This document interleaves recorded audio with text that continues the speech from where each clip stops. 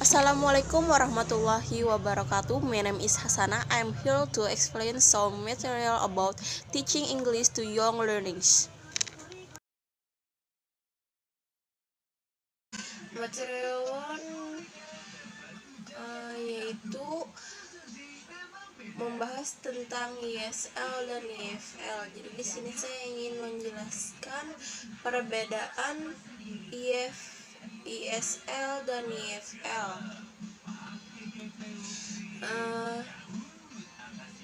Perbedaan antara ESL dan EFL berasal dari bahasa asli negara tempat pengajar sedang diberikan.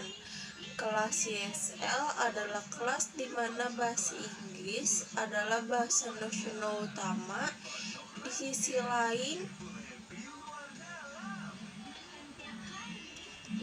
lain, ruang kelas EFL adalah kelas di mana bahasa Inggris bukan bahasa ibu, seperti yang berlaku di banyak orang Eropa, di mana umumnya untuk belajar berbicara lebih dari satu bahasa asing.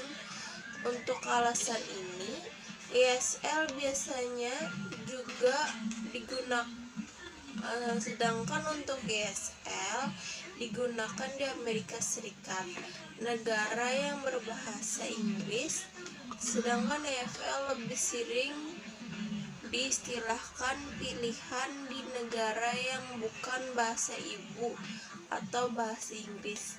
Siswa ESL belajar bahasa Inggris sebagai bahasa kedua di negara asing, di mana bahasa Inggris adalah bahasa yang dominan. Ini memberikan mereka banyak peluang untuk terpapar ke bahasa target outlet media. Tinjauan bahasa praktis dan budaya populer di dunia berbahasa Inggris. ESL relokasi siswa ke negara berbahasa Inggris biasanya menyiratkan kebutuhan mendesak untuk belajar bahasa Inggris, seperti untuk peluang kerja di Amerika Serikat, karena ESL sudah tinggal di lingkungan berbahasa Inggris. Mereka akan mendapat manfaat dari mempelajari kata kunci, phrase, and figure budaya kehidupan sehari-hari di Amerika Serikat, yang akan membantu mereka menyelesaikan tugas sehari-hari. Untuk siswa EFL, belajar bahasa Inggris sebagai bahasa asing di negara asal mereka atau negara lain manapun yang bukan negara berbahasa Inggris asli.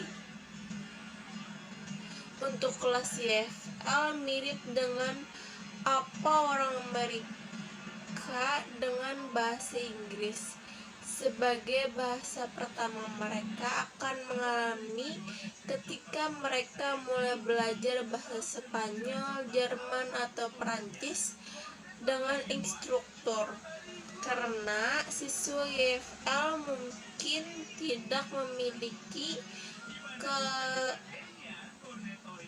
yang signifikan terhadap lisan bahasa Inggris di luar lingkungan kelas mereka. Terdapat manfaat dari peningkatan kemampuan berbicara dan mendengarkan kesempatan di kelas mereka. Guru perlu membedakan kegiatan di ESL dan EFL di classroom, karena guru harus bisa menyesuaikan kebutuhan muridnya. Apakah anak harus belajar ESL atau EFL?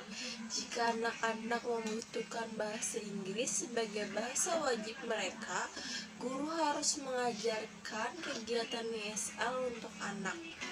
Di sisi lain, jika anak hanya bahasa Inggris sebagai penambah bahasa, guru harus melakukan EFL, kegiatan mengajar. Oleh karena itu, itu, guru perlu membedakan kegiatan antara ESL dan EFL.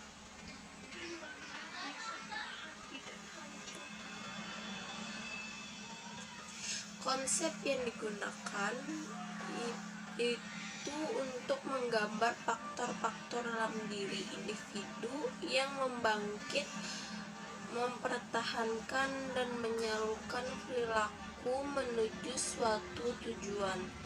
Cara lain mengatakan ini adalah bahwa motivasi adalah tujuan perilaku terarah. Untuk motivasi di kelas ESL atau EFL dengan mudah merupakan salah satu faktor terpenting bahwa sebagian besar siswa memiliki motivasi yang rendah untuk belajar bahasa Inggris.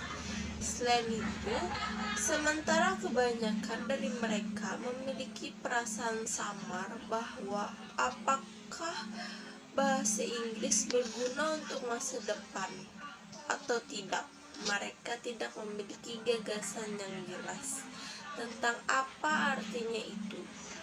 Juga, apakah itu motivator yang sangat kuat, terlalu kabur, dan terlalu jauh?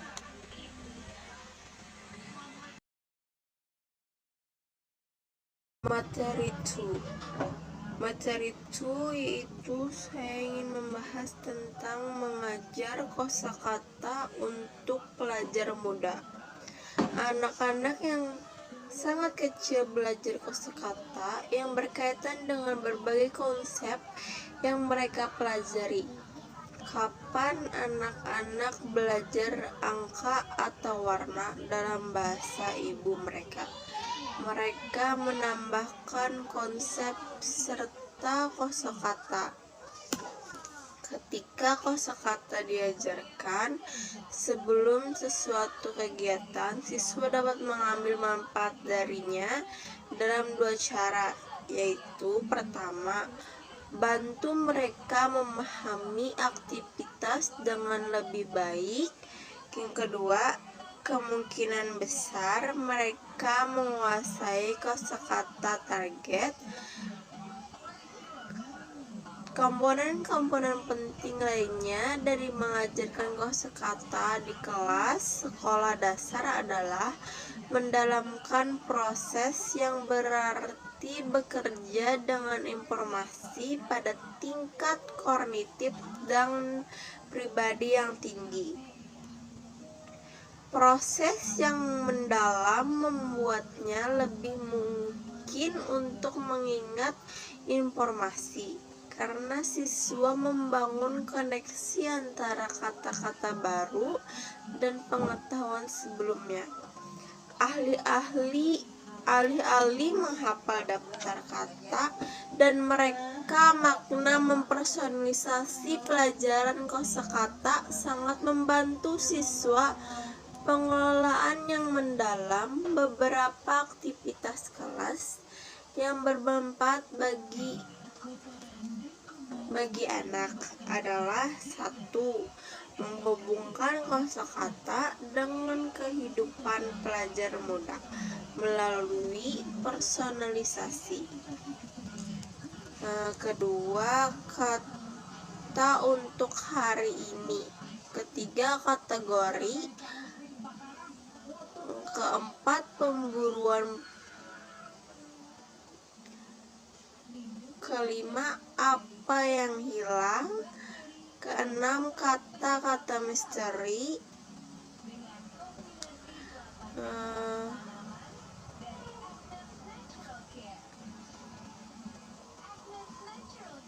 Selanjutnya konsentrasi, terus keranjang kosakata.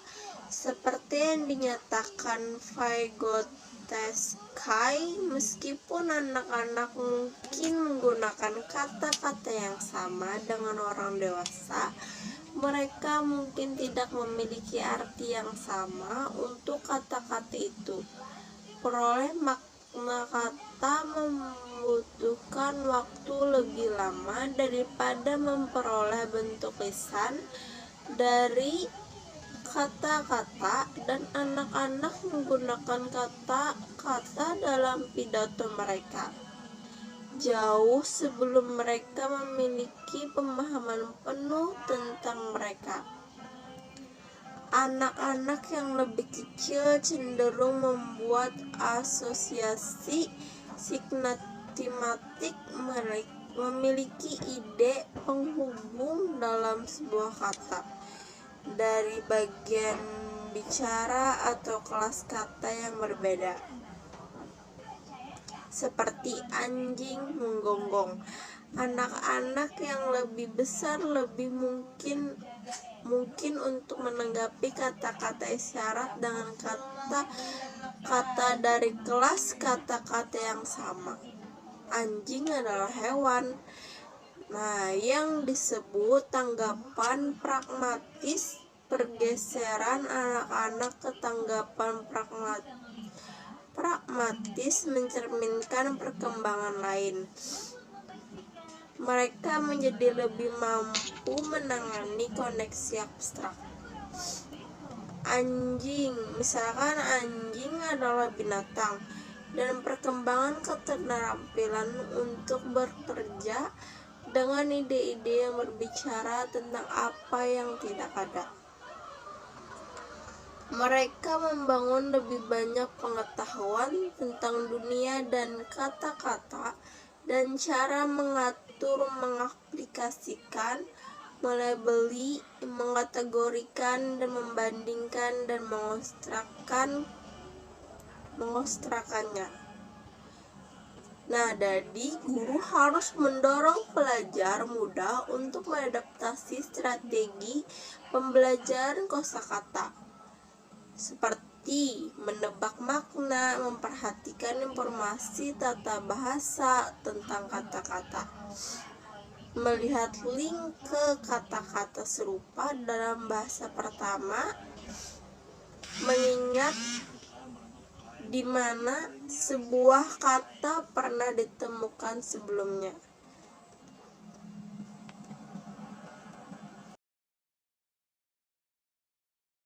E3 yaitu the characteristic of your learning styles, theories of your learning development, description of the course. Sebagian besar kegiatan untuk anak-anak harus terdiri dari gerakan dan melibatkan indera mereka. Guru membutuhkan banyak objek visual dan gambar untuk dikerjakan dan untuk membuat kemungkinan menggunakan semua sekolah di lingkungan. Pentingnya juga bagi guru untuk membiarkan anak-anak bermain dengan bahasa, berbicara dengan diri mereka sendiri sebanyak mungkin, menggunakan lagu, sajak, dan cerita. Hasil perkembangan kognitif adalah berpikir. Pikiran cerdas menciptakan dari mengalami sistem perkodaan umum yang diizinkan seseorang untuk melampau data yang baru dan memprediksikan yang mulai bermanfaat, kata Brunner 1957 halaman 234. Dengan demikian, anak-anak saat mereka tumbuh harus memperoleh cara untuk mewakili berulang dan lingkungan mereka. Jadi, bagi Brunner, hasil belajar yang penting termasuk tidak hanya konsep, kategori, dan pencegahan masalah produser yang ditemukan sebelumnya oleh budaya, tetapi juga kemampuan untuk menentukan hal-hal ini untuk diri sendiri. Pertumbuhan kognitif melibatkan interaksi antara kemampuan dasar manusia dan teknologi yang diciptakan secara budaya yang berfungsi sebagai penguat kemampuan ini. Teknologi yang diciptakan secara budaya ini tidak hanya mencakup hal-hal yang jelas seperti komputer dan televisi, tetapi juga gagasan yang lebih abstrak, seperti cara sesuatu budaya mengategorikan fenomena dan bahasa itu sendiri. Brunner kemungkinan besar akan setuju dengan Vygotsky bahwa bahasa berfungsi untuk menengahi antara rangsangan lingkungan dan respon individu. Tujuan pendidikan harus menciptakan kemandirian peserta didik, yaitu belajar untuk belajar. Brunner's three modes of representation. Pertama, enactive, dari umur 0 sampai 1 tahun. Yang kedua, ironic, dari umur 1 tahun sampai 6 tahun. Yang ketiga, symbolic, dari 7 tahun sampai onward. Definisi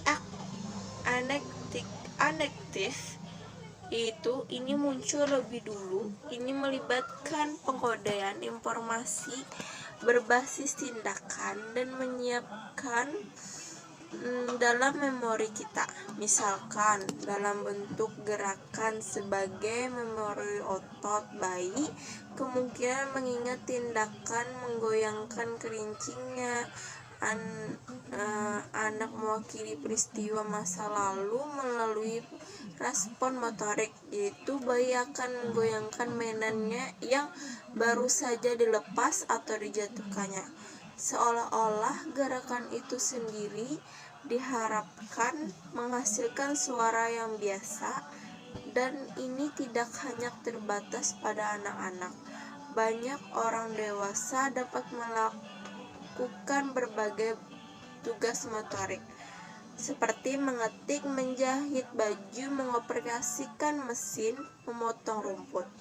Yang sulit mereka gambarkan dalam bentuk ironik, yaitu gambar atau simbolis.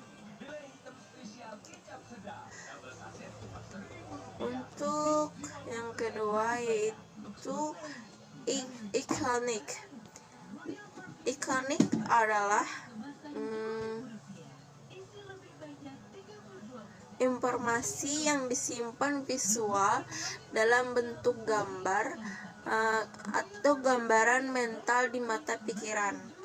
Untuk beberapa ini, sadar orang lain mengatakan mereka tidak mengalaminya. Ini mungkin menjelaskan mengapa ketika kita sedang mempelajari mata pelajaran baru, itu adalah sering membantu untuk memiliki diagram atau ilustrasi untuk menemani verbal informasi. Simbolis. Yang terakhir adalah simbolis. Simbolis ini berkembang terakhir. Disinilah informasi disimpan di bentuk kode atau simbol seperti bahasa. Ini adalah bentuk representasi yang paling mudah beradaptasi untuk tindakan atau gambar memiliki hubungan tetap dengan apa yang mereka wakili. Adalah representasi simbolis dari satu kelas. Simbol fleksibel karena dapat dimanipulasi, diatur, diklasifikasi, dan lain-lain, sehingga pengguna tidak dibatasi oleh tindakan atau gambar-gambar. Pada tahap simbolik, pengetahuan disimpan terutama sebagai kata-kata, simbol matematika, atau simbol lainnya sistem. The importance of language. Bahasa penting untuk meningkatkan kemampuan untuk menanggapi konsep-konsep abstrak. Brunner berpendapat bahwa bahasa dapat mengkodekan rangsangan dan membebaskan seorang dari kendala hanya berurusan dengan penampilan untuk memberikan kombinasi yang lebih kompleks. Namun, fleksibel, pengguna kata-kata dapat membantu perkembangan konsep yang memiliki wakil dan dapat menghilangkan kendala konsep di sini dan sekarang. Pada dasarnya, dia melihat bayi sebagai masalah yang cerdas dan aktif, pemecah sejak lahir. Dengan kemampuan intelektual pada dasarnya mirip dengan orang dewasa yang sudah matang.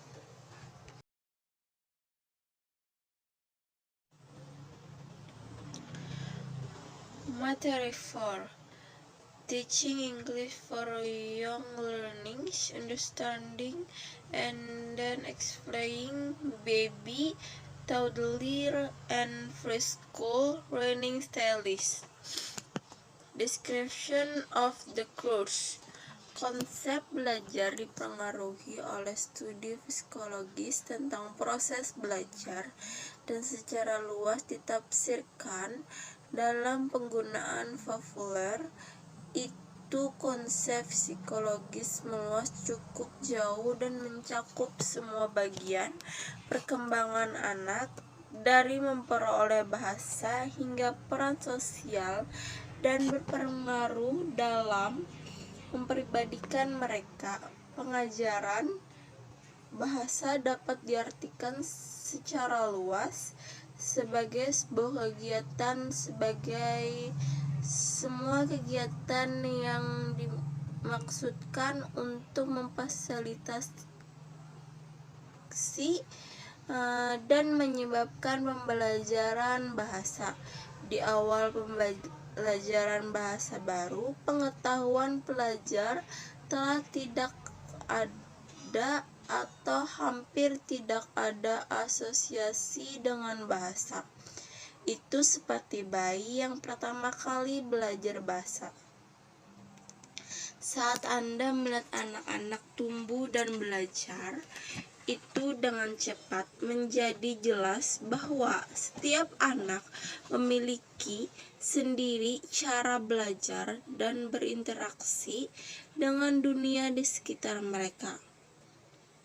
Satu anak mungkin menghabiskan berjam-jam meringkuk dengan sebuah buku, sementara yang lain menggunakan alasan apapun untuk pergi keluar. Seorang anak memohon untuk pergi ke museum, sementara yang lain tidak bisa berhenti menarik benda-benda untuk temukan bagaimana cara bekerja bersama. Infant. Bahkan bayi mungkin menunjukkan kecenderungan ke arah jalan belajar tertentu. Para ahli percaya beberapa bayi tampak sangat jeli dan peka terhadap detail kata. Barbara Marcellus Evans, M.D., seorang dokter anak perkembangan saraf di Roberts Sekolah Kedokteran Woods Johnson di Camden, NJ. Orang lain mungkin sangat verbal dan vokal di usia dini. Apapun kecenderungan bayi, dia cenderung bereksperimen dengan berbagai karya. Seringkali di waktu yang sama, seorang anak usia 3 bulan yang menatap mainan dia lambaikan dengan tangan mungilnya, menyerap informasi secara visual, auditor, taktual, dan kinestetik. Tapi bayi melalui fase pendek fokus pada gaya tertentu. Berusia 1 tahun tampak dewasa sebelum waktunya secara fisik, tetapi itu bisa turun dalam beberapa bulan, dan kemudian dia mungkin tampak sangat terbiasa mendengarkannya, kata Jim McGrewing, PhD, Profesor Pendidikan di Mary Belding College di stasiun FA. Semua eksperimen ini baik untuk bayi Anda. Itu sebabnya banyak ahli menyarankan bahwa bahkan jika Anda melihat pola yang kuat pada bayi, yang terkait adalah fokus dan stimulasi semua indera dengan memaparkan pada antara 9 dan 12 months. Perkembangan fisik bayi memberikan mereka banyak perbedaan kesempatan untuk bermain, bergerak dan berhubung, berdiri dan berlayar, membawa bayi ke yang baru tempat di rumah mereka, serta akses ke objek dan furniture di ketinggian baru. Mereka sekarang dapat mengambil benda-benda dari lantai serta meraih barang-barang yang mungkin rendah, rak atau meja kopi. Dan gerakan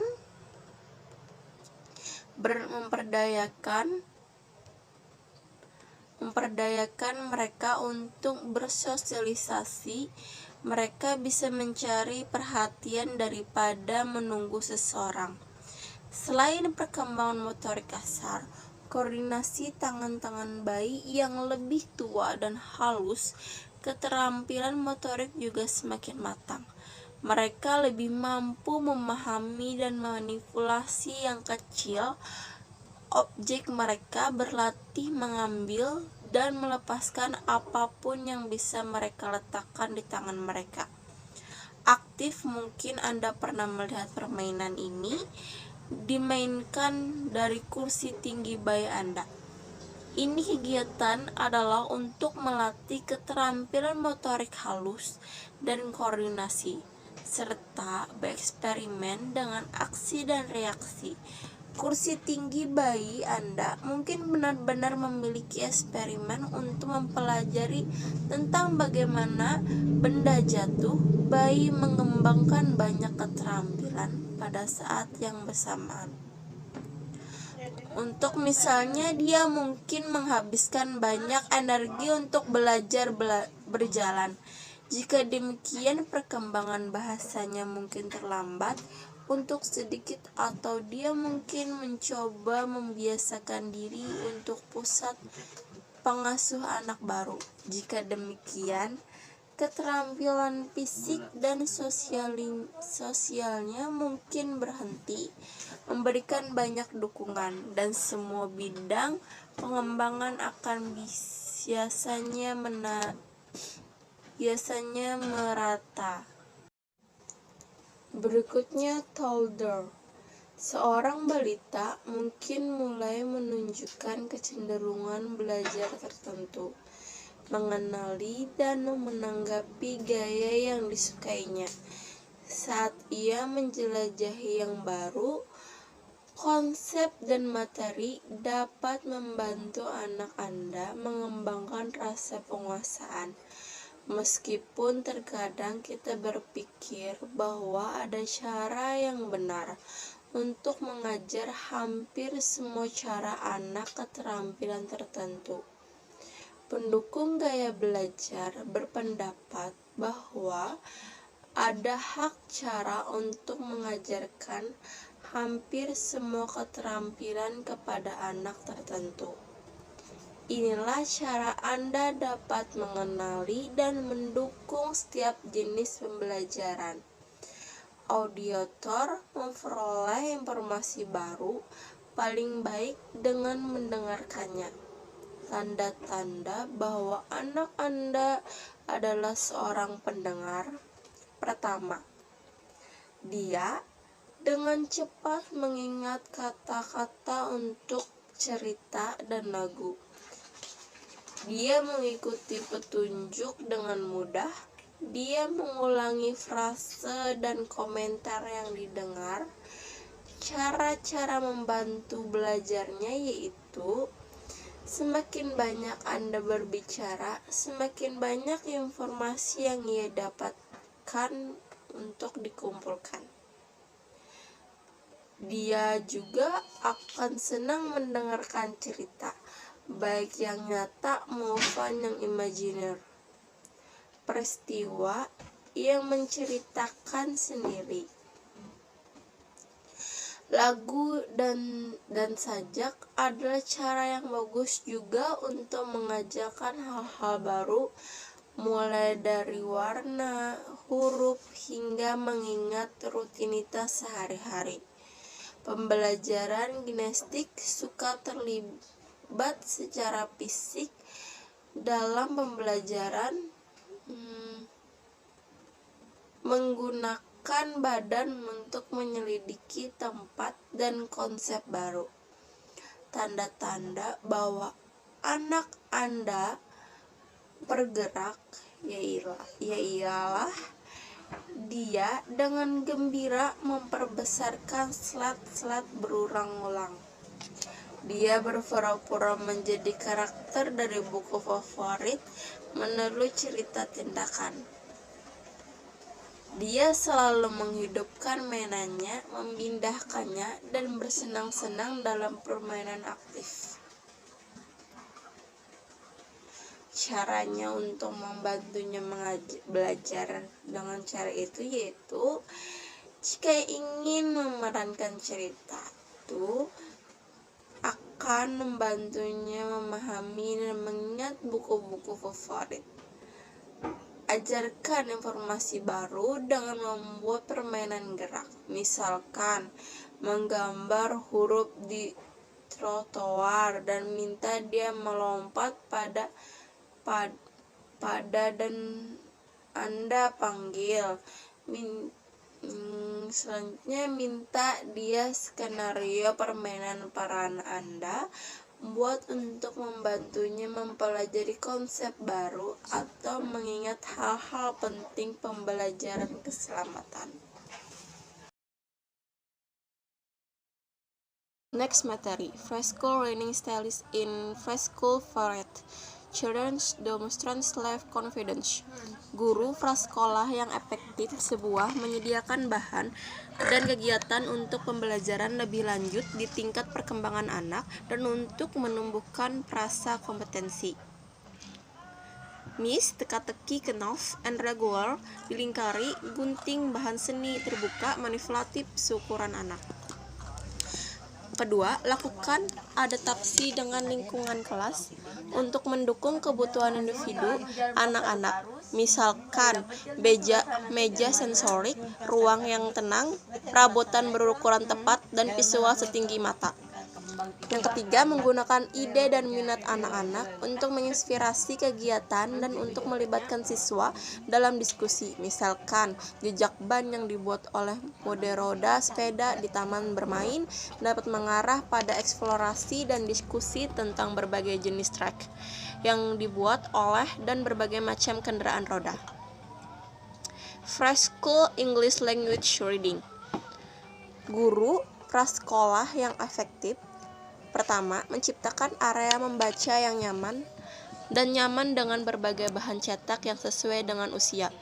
Misalnya, setidaknya 5-20 buku dalam satu etalase diganti setiap 2 minggu bersamaan dengan majalah, katalog, koran. Yang kedua, bacakan dengan lantang kepada setiap anak secara individu dan kecil dan besar, mengkelompokkan 2 kali atau lebih sehari dalam pengaturan yang berbeda, menggunakan buku dan teks berkualitas tinggi yang sesuai dengan usia. Misalnya, buku cerita bergambar termasuk buku Mendali, Call the Child, buku informasi gambar sastra tradisional, termasuk cerita rakyat, fantasi, puisi, dan sajak buku. Buku besar, buku yang dapat diprediksi dan berulang. Buku beragam budaya dan bermacam-macam buku alfabet dan buku langka. Sedangkan untuk writing, guru prasekolah yang efektif yaitu guru teladan menulis dalam berbagai genre sepanjang hari dan mendorong anak-anak menulis. Misalnya, membimbing anak-anak untuk menulis nama pada pekerjaan mereka. Berbagai daftar tertulisan, pesan, formulir, papan nama, label, undangan, surat, dan peran. Pura-pura jadi modal di kegiatan bermain drama yang meliputi menulis seperti dokter di kantor, dokter yang membentangkan informasi kesehatan pasien, dan lain-lain. Next, berikutnya yaitu adalah optimized children's learning style. Yang pertama, genetic learning. Sebagian langkah pertama, Anda harus pergi ke sekolah yang aktif sistem perkembangan pembelajarannya, di mana banyak siswa yang terlibat dalam proses pembelajaran ini, agar kemampuan berkembangnya secara optimal. Yang kedua, auditory learning. Read and revolve the lesson material by making a sound or asking another to read it music as a learning tool. Next, auditory visual learning. Belajar menghafal menggunakan flashcard atau kartu kecil yang berisi kata kunci dari setiap informasi yang sedang dipelajari.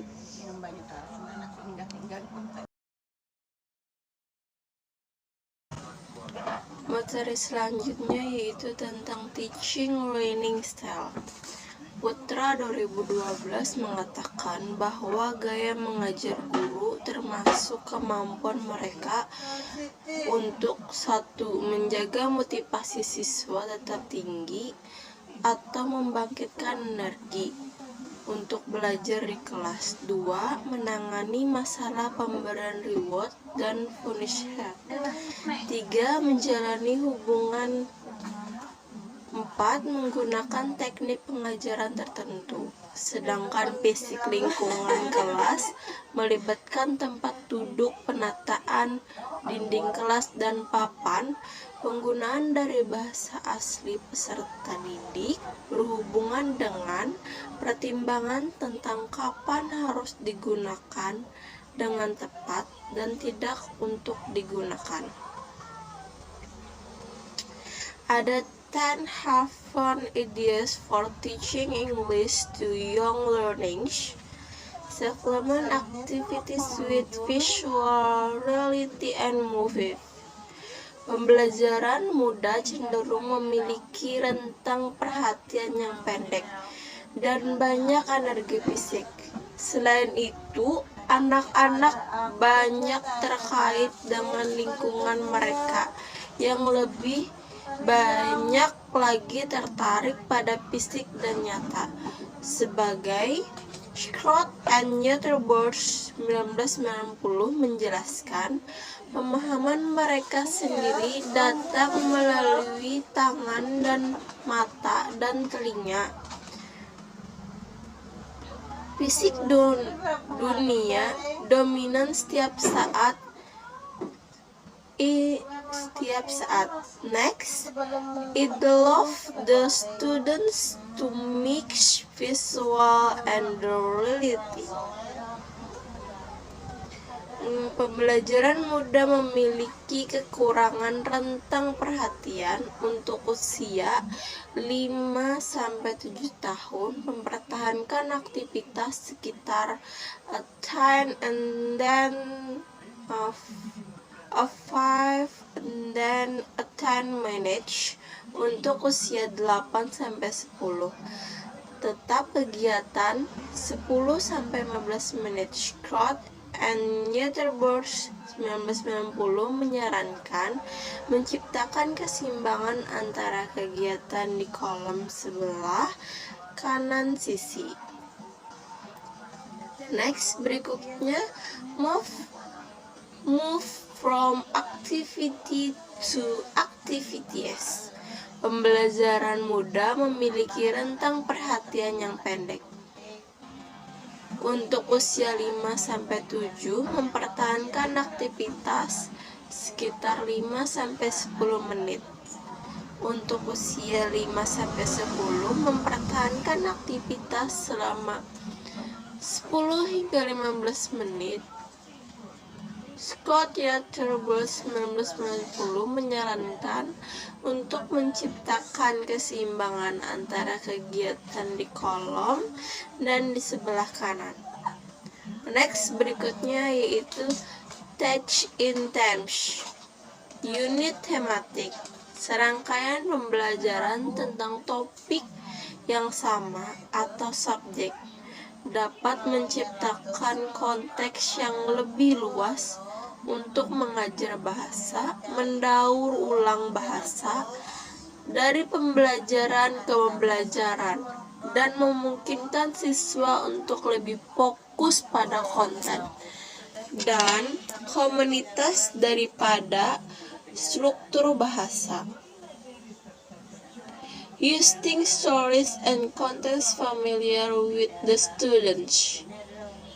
Penggunaan cerita dan konteks di rumah negara atau budaya dapat membantu IEL menghubungkan bahasa Inggris dengan latar belakang mereka. Pengetahuan yang terbatas karena dari usia muda dan pengalaman mereka. Establishing classroom routine in English. YL berfungsi dengan baik dalam struktur lingkungan yang menikmati pergaulan rutinitas dan aktivitas tertentu. Memiliki rutinitas dasar di kelas bisa membantu untuk mengelola pembelajar mudah. Use L1 as resource as necessary, yaitu menggunakan L1 di kelas sebagai sumber untuk meneruskan proses pembelajaran tanpa menjadi terlalu tergantung padanya. Berkonsentrasi pada membangun keterampilan komunikatif. Hemat waktu Anda untuk bahasa. Target sebenarnya di dalam diri siswa mencapai.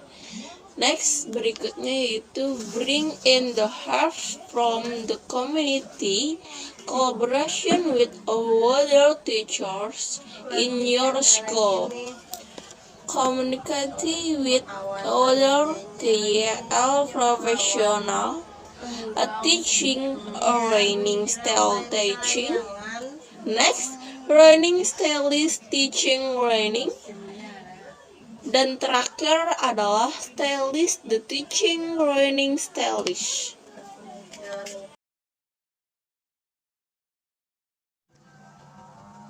The last material, creative and information for young language learning. Lingkungan yang peduli di mana anak-anak merasa aman dan dihargai akan memungkinkan mereka untuk mengekspresikan pikiran, perasaan, dan pemahaman. Lingkungan kelas harus mempromosikan bahasa sebagai alat untuk belajar lintas kurikulum.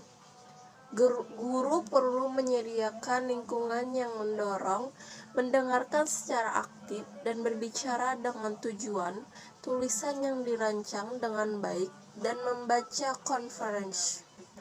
Menciptakan lingkungan yang aman dan peduli untuk anak-anak. Dari bahasa yang latar belakang budaya yang beragam, melibatkan pembentukan nada menghormati. Ini berarti bahwa anak-anak, orang tua, dan anggota masyarakat community harus merasa seolah-olah mereka disambut sebagai anggota pembelajar. Komunitas dan bahasa identitas mereka beragam dan dihargai. Next, berikutnya adalah establish a calming, learning environment. Ciptakan lingkungan yang ramah dengan mencerminkan keragaman bahasa dan budaya. Semua anak dalam hal-hal seperti ruang kelas, poster, gambar, alat peraga, mainan meja, permainan, buku cerita, sumber media, musik instrumen, dan makanan yang disajikan di kelas.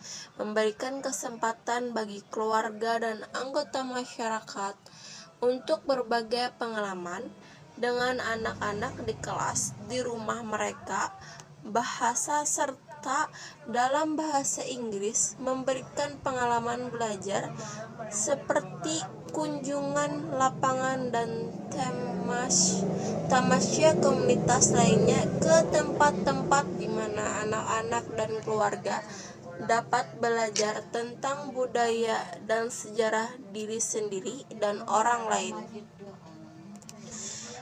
Next, berikutnya adalah encourage children to play. Bermain adalah aktivitas landasan untuk perkembangan sosial, kognitif, dan bahasa dalam anak-anak. Dari 2 setelah sampai 5 tahun, profesional anak usia dini harus mempromosikan bermain sebagai kegiatan utama untuk anak-anak. Hubungan antara perkembangan bahasa dan permainan adalah 2 arah. Bahasa memungkinkan anak-anak untuk mengadopsi peran dan untuk menegasiasikan aturan dan tujuan coach. Bermain drama atau permainan pura-pura akan merangsang perkembangan bahasa anak. Sekian penjelasan dari saya, semoga bermanfaat. Wassalamualaikum warahmatullahi wabarakatuh. Thank you.